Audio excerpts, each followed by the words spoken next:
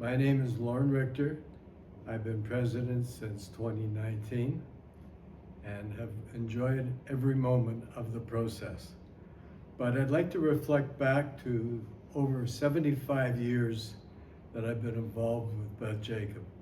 I remember going to the Hunter Street Shul before this building was built, and I couldn't understand why there was a balcony around for just women. And I found that to be very strange at my young age of 4 or 5 years of age. But this place was under construction, and my parents were fortunate enough to buy their first home on Orchard Hill, just around the corner. And that enabled me and my brothers to play in the construction site while this building was built. And with my brother, he had to wait till the addition of the school went together. During the early years, I didn't have a lot to do with Beth Jacob, save and except for the odd board visitation with the financing when they got themselves in trouble, and I tried to bail them out with my resources. But the big change came 15, 16 years ago when John Levy called me about the shul within the shul. What does that mean? Why did John call me? Well, he heard from somebody, call Richter, because he builds buildings, he knows a little bit, and he can probably help you. So here we are today, sitting in this chapel, and in my opinion, it's absolutely gorgeous, built with the Jerusalem stone that we imported from Israel.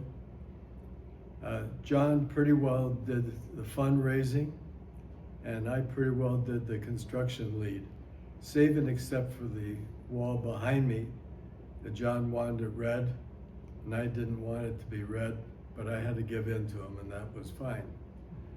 So everything went along fine since we got that, and the hope was that we would increase the size of our congregation. Unfortunately, this facility was only able to maintain a constant number with very little growth, if any. That brings us to 2019, 2018, when I got a phone call from Ted Lax, who used to be a Hamilton resident. And he was spurred on by Jerry Goblat and saying, the shul's in Soros, they need help. So Jerry said to Teddy, call Richter and he'll help you, because he never says no.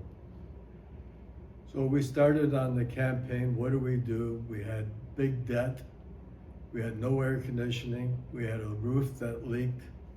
We needed about $2 million to put it back on its 2 feet, and we didn't have that $2 million, nor did we have the congregation that had that money. So we sat down and says, well, that means we should sell the building and try to maintain the shul within the shul. Everybody says, well, you can't do that. We need the whole shul.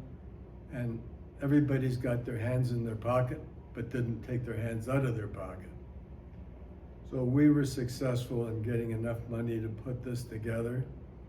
We then listed the property, and we had several offers.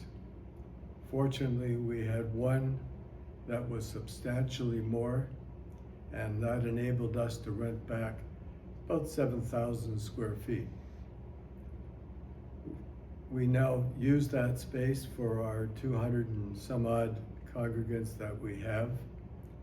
It's not perfect, but it's pretty good. Having the 36,000 that we had before was far in excess of our needs. So the responsibility of coming on as president, it wasn't a matter of you being on the board for a certain number of years and progressing up through the ranks. You essentially were brought in to lead, am I right? Pretty much. How did you, what went through your mind to make the decision? Because not having been involved with the board for years to say, I'm going to step in, I'm going to take on this responsibility, it's a big one, How did you come to that decision that you do it? We started off as junior members of the board, both Teddy and myself. He is a great worker for Beth Jacob, even though he doesn't live in this community any longer. Lives in Jackson's Point. We were still trying to fix problems, even though we were the juniors on the board, until Michael Sherman nominated me to be president. I said, I don't think I need this, but somebody's got to do it. So Teddy and I put our heads together, and we act as a team. And now it was several years. It's far longer than any other president has served. How have you managed to deal with the changes and the challenges over that long a period of time as president? I don't know if you realize it, but Jewish people can be very difficult. And it's been a challenge, but we've overcome most of our obstacles. We have money in the bank today. We have our own facility. We have our young, aggressive rabbi. Things are pretty good. Were there certain techniques or approaches you used, having regard to the business experience you've had, that translated into serving as president and overcoming obstacles? Certainly. It is better to be able to give than have to receive. And I'm a big believer in a good deal is when both parties are happy or both sides are equally unhappy. And I prefer to use equally happy. What's the experience been like of leading a board of volunteers? That's a challenge. There aren't enough volunteers today. And everybody's got their own mindset of how things should happen. So what do you find works to be able to motivate, to inspire, to encourage, to support? What do you find are the methods that work? Well, the best thing is my work experience in the automobile business is you have to listen to everybody. Be patient and accept everything that anybody's got to offer as being valuable, and let them talk their way out of it. And usually that works. We have some 250 employees, and we always listen. We have an open door policy. If you want to talk to us, you come talk to us. There's no appointments to be made. And it's been successful in my business life, and hopefully the congregation feels it's been successful at Beth Jacob. How's it been for you? Has it been fulfilling? Has it been rewarding to serve as president? Gratifying to affect change.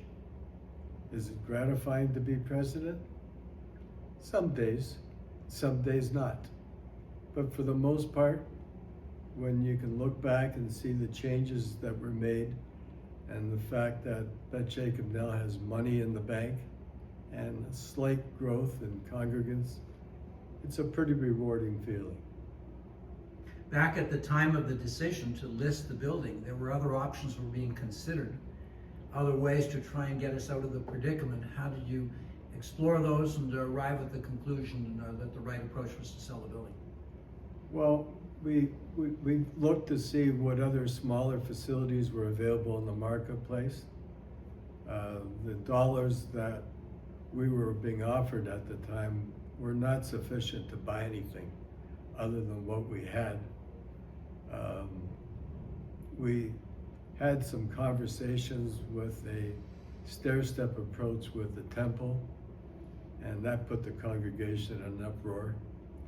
So we backed away from that very quickly, because the synagogue belongs to the congregation. It shouldn't be a decision of the board solely. But then ultimately, when it came time to have to sell the building, you recognize there are a lot of people that have an emotional attachment, a spiritual attachment to the physical space that they're now going to be asked to give up. How do you help people deal? How did you help people deal with that change? We listened, and we explained to them why what they wanted wasn't adequate for today's facility. And you feel people ultimately were prepared to move to a position to accept that? I think the biggest change came when I brought in a contractor and made the renovations to the area, and people couldn't visualize what I was saying, what the facility was going to look like. Now that they've seen the facility and save and accept about 4 days in the year, it's more than adequate for what we need. It's not a brand new facility, but it's certainly been renovated and certainly a very pleasant facility relative to older conservative synagogues. So the experience, the initiative that you and John did back years ago to develop and build the shul within a shul ultimately turns out to be the very space that once the shul is sold, we can inhabit. Well, we're fortunate is that we have a landlord that at first was very subject to how are we going to get along with these Jews, as they were Hindus, and us Jews, how are we going to get along with the Hindus? As it turned out, it's been a fabulous relationship. We share people, they assist us, we assist them. I've had phone calls many times during the early days of them doing the reconstruction of the facility. What do you think about this? What about that? How do I get that switch on? And I was able to come and assist the best way that I was able to, having a fair amount of knowledge of how the facility functioned. So we're to look ahead now, Lorne, to future presidents. If you were to sit down and speak to a future president, what kind of advice would you provide? First of all, it has to be a younger person. When we get to my stage of life, we see things differently than what young people do. We don't, they're in a different pair of pants or a different skirt. And I think that thought process will drive young people into the congregation. It's something that at my age, we probably struggle with that change. And to pick up on that comment, if we were speaking to young people who are considering joining Beth Jacob, what would your message be to them as to why come here? We are a great middle of the road for Judaism. We're neither hind nor hair. I think that's a great spot to be in today's world. We're not left, we're not right, we're in the middle. And that's probably a safe place to be. And we know that the idea of growing the congregation, encouraging young people to join, is part of the overall process. Are there other initiatives you'd like to see the synagogue undertake to build for the future? Well, we've just introduced a no fee for young families of the age of 40 or younger. We've had some response, but not what we'd like to see. There is a move back to religion and all sources of religion, not only within the Jewish faith, but in all other faiths. And that may help the conservative Judaism grow. Is there a particular feature about Beth Jacob that you'd say should attract people to come here as opposed to, for example, a conservative synagogue in other places in the region? I think we have the benefit of a young rabbi who's very forward-thinking, whose wife is also a rabbi. That's a great combination for us as a spiritual leader. So if you reflect back then over the years that you've served as president, is there any particular memory that comes to light that really stands out where you say this is something that I'm particularly proud of, or that I can particularly reflect on and feel good about? Selling the building and putting money in the bank. Any other memories, any other observations I haven't asked you about that you'd like to offer? Lots of little things, but that was the major.